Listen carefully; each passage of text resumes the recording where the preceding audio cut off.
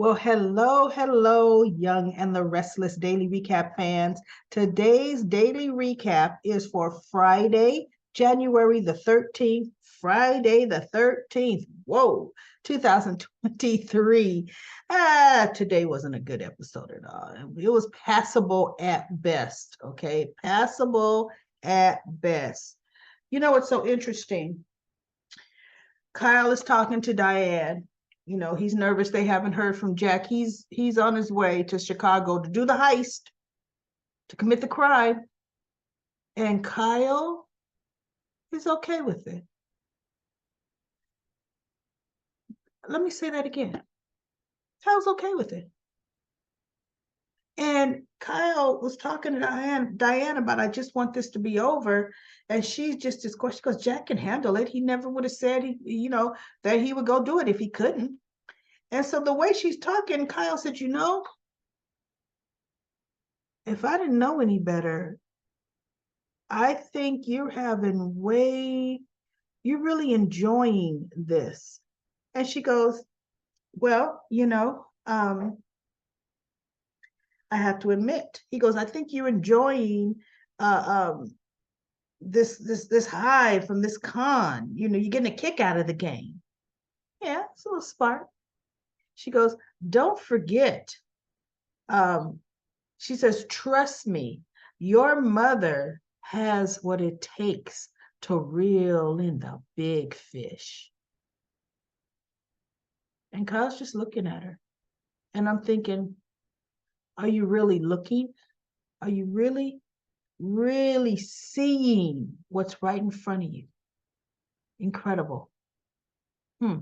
So yeah, Diane's whole Diane. I can't wait for it all to come out. Okay. So we have then Kyle gets a phone. No, he goes to society, right? And he's going to meet Victor there because he got a text or a phone call, and Victor's. We didn't know it was Victor, but it was Victor when Victor showed up. But he sees Adam, and Kyle just couldn't wait to put in this dig with Adam. Drinking alone. Oh, must be because he saw Nick and Sally were leaving, I think, as Kyle was coming in. And he goes, oh, see, wow. Well, that's Sally. She definitely knew the right brother to hitch her wagon to. And so Adam says, ooh, be careful of what you're saying, Kyle, because that's Summer's father, your wife's father. And I'm pretty sure your wife is not too happy about her father with Sally Spectra. So be careful what you say out loud. And Kyle kind of looked like, wait a minute. Well, yeah, you know what? That wasn't the right dig I really wanted to make, right? For one thing, just leave Adam alone, right? And so Victor comes in and he walks up and he goes, ooh. And Kyle goes, hey, hi. So Victor's like, let's get a table. And Adam's like, wait, you two are meeting together? What's going on? And Victor looks at him, well, this is family business. This is my granddaughter's husband. And I am catching up on family business, something you know nothing about, my boy. And so they go sit down, and Adam's like, whatever. But he's looking. Victor kills me. He brought Kyle there, did superficial how's everybody talk, and then how's Adam doing at Newman? He goes, our paths really don't cross at Newman. He goes, I know you're not happy. You're just as happy as Adam working at Newman as I am. So Kyle just looks at Victor, and Adam is checking out the two. See, he knows his father. So he knows his father's up to something, and he knows how Kyle feels about him. So he's just checking it out. And he goes, so why don't we put our heads together and do something about it? So now I hope Kyle is not that stupid to try to sabotage Adam at Jabot. And yeah, Victor said, how's Adam doing that? Jabot, not Newman, right? And so I'm like, well, that's going to be a disaster. Victor is pulling you into that plan, knowing your father likes Adam, knowing Adam is actually doing a good job there. I can't believe it. But you know what? Eric and Kyle, go ahead, Kyle. You got your mama pulling your nose down this hallway. You're going to have your grandfather-in-law pulling your nose down that hallway. Good, good. And apparently when he was talking to Diane, Diane says, I'm sure happy you talked Summer out of going to Paris because the thought of having my beautiful grandson an ocean away, that's too much for me. And I thought, oh, see, for one, you mentioned in the grandson, you haven't seen him in how long, but you're trying to pull strings, right? So Kyle says, no, it just took a little convincing for her to know she doesn't have to take Harrison away to keep him safe. We could keep him safe here. Unfortunately, let's see. I think when Stark really starts to spin out, I kind of think Harrison's going to be kidnapped. I think Harrison is going to be collateral damage in all of this. I really do. Now, I think they're going to definitely get the boy back, but I think Stark is going to kidnap Harrison because that is the one person or one thing, one way he can hurt Diane, because he's going to feel like he was double crossed by them all them Abbotts, right? Except for Summer, she ain't in on it, right? So who does all those Abbotts love? Lil Harrison. We shall see. And what's going to be stupid, watch. He's going to want $1 million ransom for Harrison. Didn't Jack just offer him a cool million last week? $1 million, get out of here. That whole storyline is ridiculous. I really feel they could have come up with a better plot, but this is what we are stuck with The Young and the Restless, okay? Then we have Tucker barreling into Audra's room. And is he trying to go at it? How she failed, she this, she that. She told him, no, you ain't putting that on me.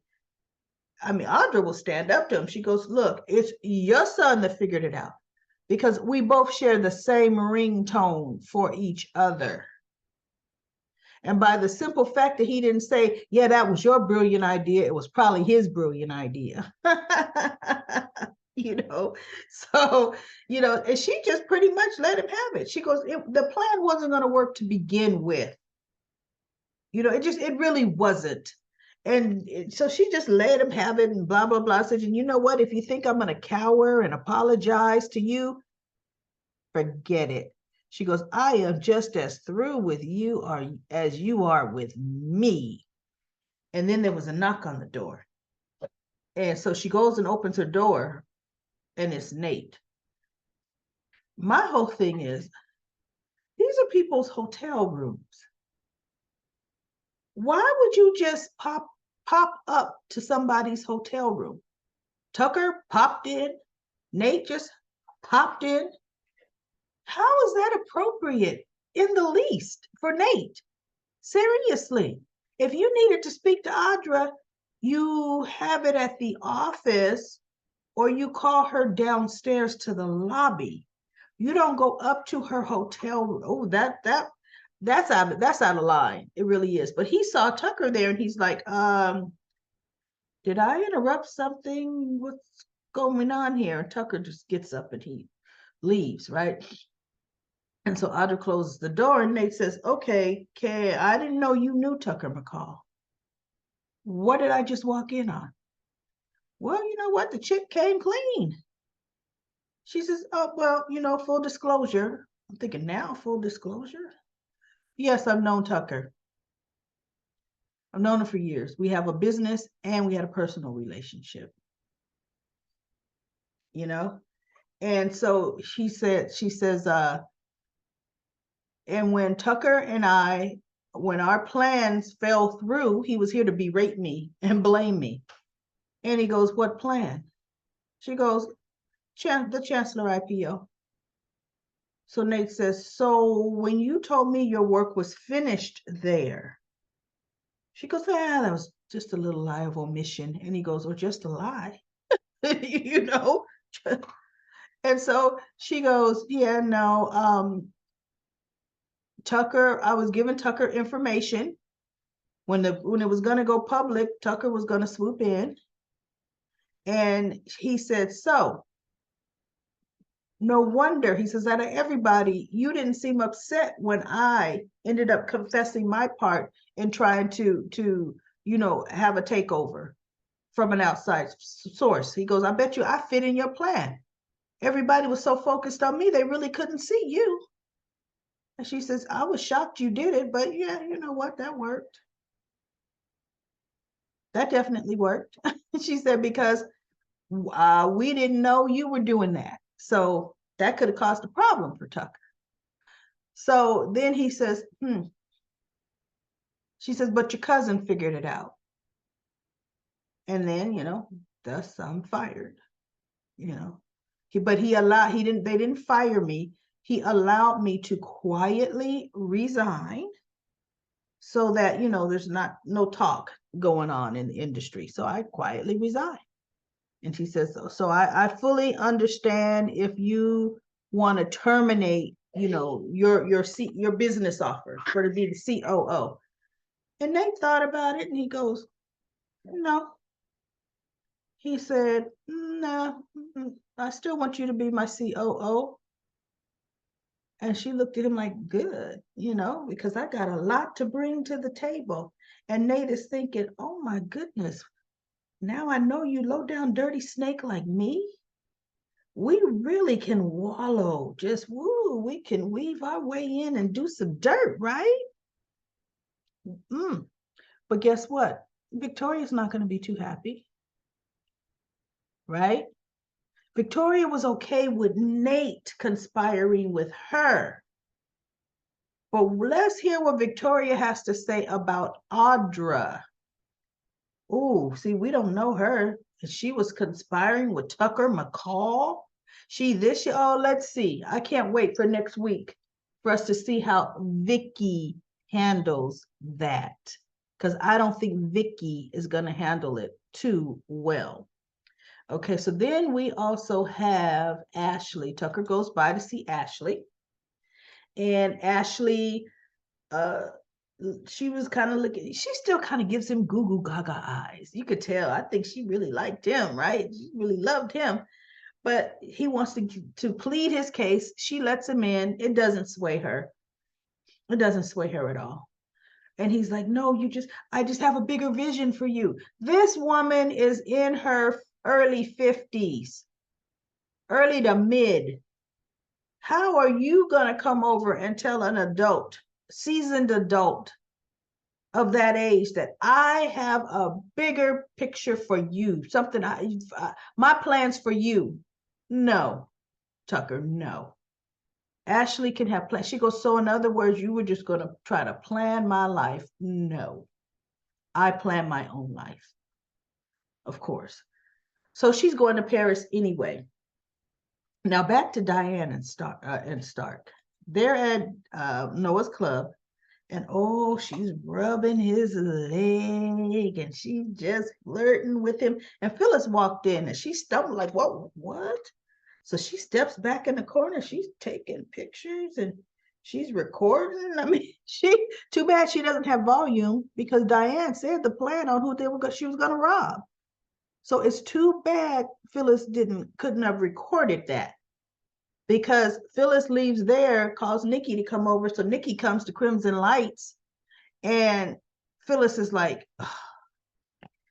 look, Diane has got her hooks into Jack. They were making out in the living room. And then I run into Diane flirting, trying to make out with Jeremy Stark. Now, this is the man she's supposed to be so afraid of, right? And Nikki's like, oh. So Phyllis hands her phone and shows her the recording and the pictures. And Nikki's just shaking her head like, oh, see, you know what? We tried to tell Jack, but hey, right? And so Phyllis goes, so what are we going to do to get Diane Jenkins out of town? And Nikki just looked at her, and I'm thinking, Phyllis, and you were my favorite person, favorite actress on The Young and the Restless. I'm too sick of you. Your actions have already alienated your daughter from you already. And your plan didn't work. Leave it alone. You're supposed to be starting a career with your son, and you're going to mess that up too. And blame it on Diane. So I really know, I already know what Nikki's going to say. Nikki's going to say, you know what, Phyllis, I'm out. I'm out. We did our best. And unfortunately, what we did is still in town haunting us. We need to step back. Let Diane just explode all on her own. Leave us out of it. We don't need to get in it. But Nikki might be out. Ashley is definitely out. Phyllis hasn't learned anything. Phyllis is not going to be out. And it's going to only be Phyllis's own problem and own fault. So let's go to comment corner. Medora says, I think Billy opening up to Chelsea was healing, but that's just the first step. Chelsea can be there for Billy, but he still needs professional help. Yes, he does. She cannot be his shrink. She can't. And then Dito says, Daniel is just disgusting. He thinks he has all the answers, and he is the solution to Lily's problems. Never really cared for the character much. As for Lily, remember that prisoners get free college courses. So depending on how long she was a jailbird, she probably could have gotten some kind of degree in business. Nope, Lily was only in jail for less than a year. She actually got released a tad bit before her year sentence came up. As a matter of fact, I think they had her released when Neil died. You know, that's when her release came. She just did not come back to Genoa City. But yes, Lily got an early release. Let's see. If we want to make Victor happy, Abby and Adam need to get back to Newman Enterprises so they can fight backstab with Victoria and Nick. That would make Victor happy. I know. LOL. Can't wait to hear what you have to say about Monday's episode. Won't spoil it for you. I do predict that next week is going to put Summer's